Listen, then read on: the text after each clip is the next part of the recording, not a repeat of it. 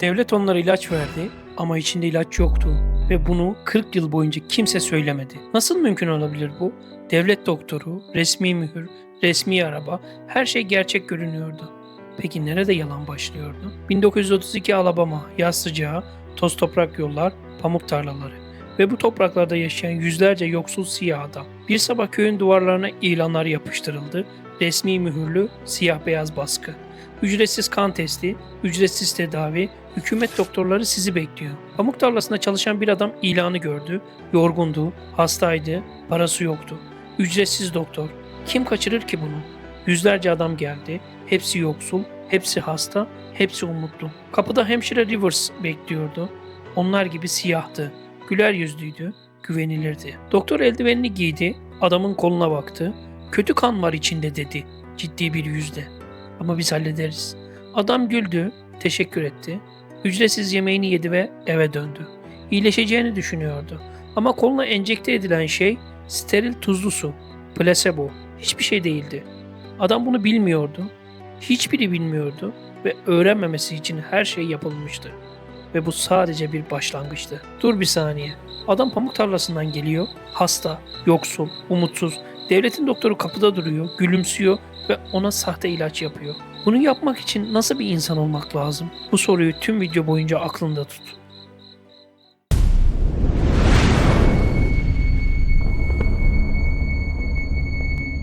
...1947... Tıp dünyasında büyük bir şey oldu. Penisilin bulundu. Frenginin gerçek ilacı. Etkili, ucuz, her hastanede var. Askerler bunu kullanıyordu. Daha doğrusu dünya kullanıyordu.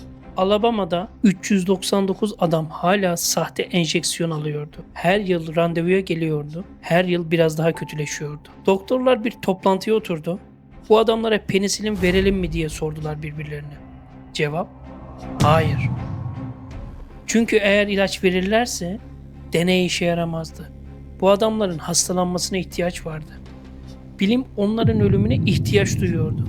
1947'den 1972'ye 25 yıl ilaç vardı ama onlara verilmedi. Bu sürede 28 adam frengi yüzünden öldü. 100'den fazla kişi hastalıkla bağlantılı sebeplerle hayatını kaybetti. 40 yaş hastalandı, 19 çocuk hasta doğdu ve hiçbiri neden hasta olduğunu bilmiyordu. Bu vahşet ve arkasında bir devlet vardı. Şunu anla, ilaç rafta, doktor biliyor, hükümet biliyor ve adam her ay randevuya geliyor, gülümsüyor, iyileşiyorum diyor. Bu ne? Vahşet değil mi? İşte tam olarak bu. Hemşire Rivers 40 yıl boyunca bu deneyin tam ortasındaydı. Adamları o tanıştırdı doktorlarla. O götürdü randevulara. O güveni kurdu ve o sürdürdü. Rivers onlar gibi siyahtı. Onların dilini konuşurdu. Bir gün adamlardan biri gerçek bir doktora gitmek istedi. Rivers bunu öğrendi ve adamın peşinden gitti. Doktora ulaşmasını engelledi. Rivers hiç kovuşturma geçirmedi. Cani miydi? Hayır. Kurban mıydı? Tam da değil. İkisi arasında bir yerde ve bu en korkunç yer. 1966 San Francisco. Peter Buxton 27 yaşında, halk sağlığı servisinde yeni işe başlamış. Bir gün iş arkadaşlarının konuşmasını duydu. Alabama'da bir deney var, siyah adamlar üzerinde, onlarca yıldır. Buxton inanamadı. Belgeleri istedi, okudu, hepsi doğruydu. Rapor yazdı, amirine verdi. Tepki: bu araştırma önemli, devam etmeli. Bir amir onu kenara çekti, alçak sesle konuştu. Raporunu ileteyim ama adımı unut. Karım ve çocuklarım var. 1966 mektup görmezden gelindi. 1967 mektup görmezden gelindi. 1968 mektup görmezden gelindi.